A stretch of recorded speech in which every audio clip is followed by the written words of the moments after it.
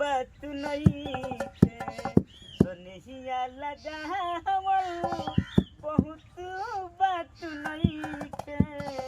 नजरिया चुरावल बहुत बात होला नजरिया चुरा। प्रणाम, हम बनी आप सबके भाई एक्टर कॉमेडियन भूटाली मैन। आज हमने के बड़े भैया लहू भैया बहुत दिन के बाद हमने के मिलत नहीं जा आता ना बढ़िया बजावे लन्नू इनका के ढोलक के जरूरत ना होला भाई लोग ये बताए तनी खास इनका में बात हो तनी यहाँ के शायरियों बोली ना जौन बजा दिन हे कुल पर तासाला भइल तिनिकी भइल माने कुछ एगो ना होला तासाला पर इथी पर भइल है काठरा हो गए काठरा है जैसे काठरा धइले बड़न अभी ये पर बजा दिहन बस के बात नहीं देते अब बहुत बढ़िया बजाई ना यहाँ के तनी कुछ कहब कुछ शायरी और तनी बोली तो बड़ भाई हैं दीपराज भाई हमारे ये बा एकदम साल ठीक बा नू मस्त देखा तनी कुछ कह भैया तनी मारा एगो शायरी या हमारे पर बनावा ना शायरी मान के चल हमारा के लड़की एगो धोखा दे देली हाँ तो ए पर कैसे रही बोले पड़ी अब बोला ना बोली बोलो हम यही बोलते हैं। हाँ बोलिए कि मैं उस परम पिता परमेश्वर से कहते हैं कि या खुदा अपनी अदालत में मेरी जमानत रखना। वो लेकिन मुकेश जी जिंदा रहे या ना रहे मगर मेरे भूटाली भाई को हरदम सही सलामत रखना। वाह वाह तन बजावत तने आई तने वो गाना के माध्यम से वो ऐसा ही गाँव तनी आप सब सुना जा शेयर कर दी वीडियो के हमारे पेज पर भी जाइए या फेसबुक पेज पर बाद यूट्यूब चैनल पर भी जाइए आप सब देखिए कि सोनिया लगावल बहुत बात नहीं थे सोनिया लगावल बहुत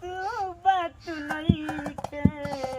नजरिया चुरावल बहुत बात होला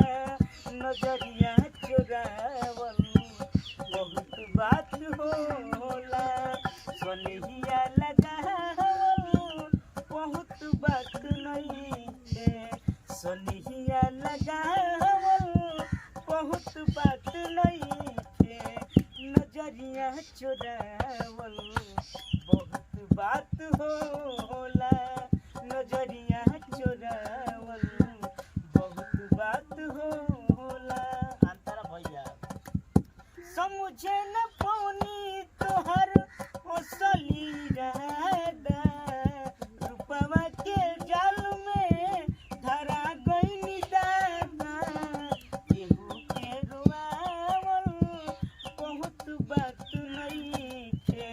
केहू के रोआवल बहुत बात नहीं थे रुआ के हंसावल बहुत बात होला रुआ के हंसावल बहुत बात होला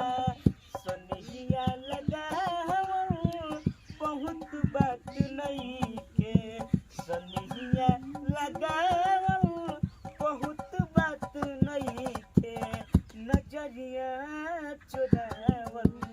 बहुत बात होला नजरिया डांस करी घोटाले जतनी बहुत बात होला नजरिया चुरावल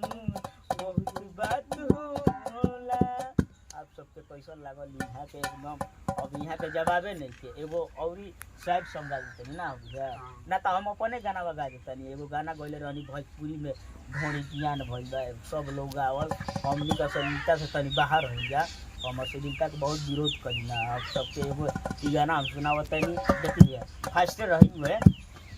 अरे केहू छिलक केहू कुआ हो कैलक एक के गाई के रुपया कमैलक केहू छिलक केहू कुआ हो कैलक एक के गाई के रुपया कमैलक सब सुने वाला भी परेशान भइल बा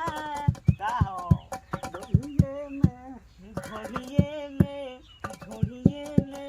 ढोड़िए में भोजपुरी जियान भइल बा ढोड़िए में भोजपुरी जियान भइल बा ढोड़िए में केहू छिलता केहू कुआ हो कैलक एक के गाई के रुपया कमैलक केहू छिलता केहू कुआ हो कैलक एक के गाई के रुपया कमैलक सबे सुने वाला भी परेशान भइल बा ढोड़िए में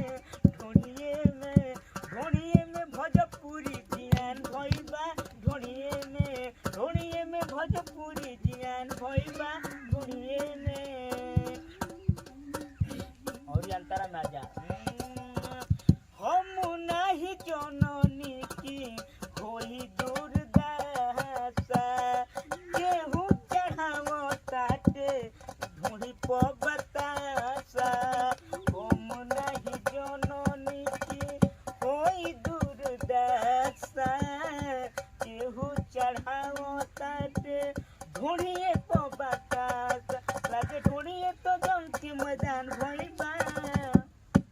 ढोढ़िए में भोजपुरी जियान भइल बा ढोढ़िए में भोजपुरी जियान भइल बा ढोढ़िए में भोजपुरी जियान भइल बा ढोढ़िए में जियान भइल बा के साथ हम ले तले भी आई एगो बहुत भी शायरी कही दे तार शायरी काम जवाब ना आता है तनी कही दो काहे कि उगता हुआ सूरज दुआ दे आपको। वाह वाह वाह। और खिलता हुआ फूल खुशबू दे आपको। हाँ और हम तो कुछ भी देने का काबिल नहीं। वाह। देने वाले हजारों खुशियाँ दे आपको। वाह बहुत बहुत धन्यवाद। यही के साथ हम लेते हैं। जय हिंद जय भारत।